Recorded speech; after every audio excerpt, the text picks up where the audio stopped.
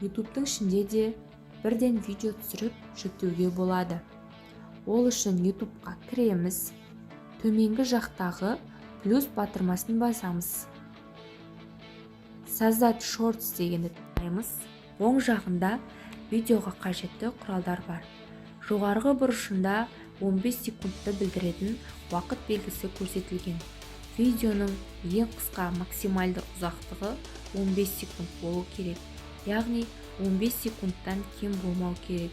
Егер де 60 секундтық видео түсіретін болсақ, 15 секунд үстін басу керек. Әр адамда телефонның моделіне қарай бұл құралдар әр қалай көрінуі мүмкін. Бұл құралдарды қалай қолданамыз? Бірінші құрал, яғни бұл телефон камерасын алдына немесе артына ауыстырады. Яғни біз передний задний деп жатамыз. Сондықтан міне өзіңізге қаратып өзіңізді түсіргіңіз келсе, камераны айналдырасыз. Ал егер де артқы фонды көрсеткіңіз келсе, камераны айналдырсаңыз артқы фонды көрсететін болады. Екінші құрал, бұл видеоның жылдамдығын өзгертеді.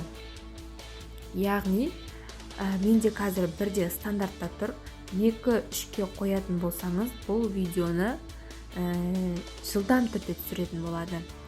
Ал видеоның жай болған қаласаңыз 0.3-0.5-ке қойсаңыз болады.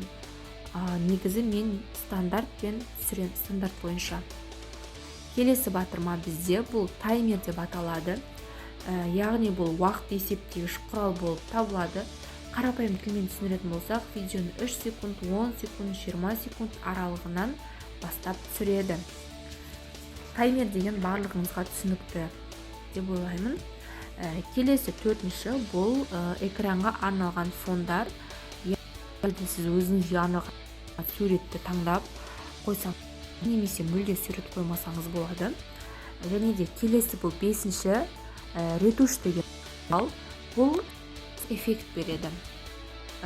Одан кейін бұл фильтр, видеоға эффект десек те болады. Қандай эффект қолданғыңыз келеді, соған қарай мен таңдадым. Одан кейін видеоға түсіру үшін ортадағы қызыл кнопканы басамын.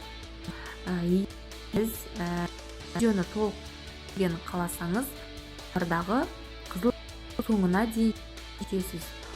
Соңына жеткен 15 секундтық видео толық түсірілген болды. Соңына жетті.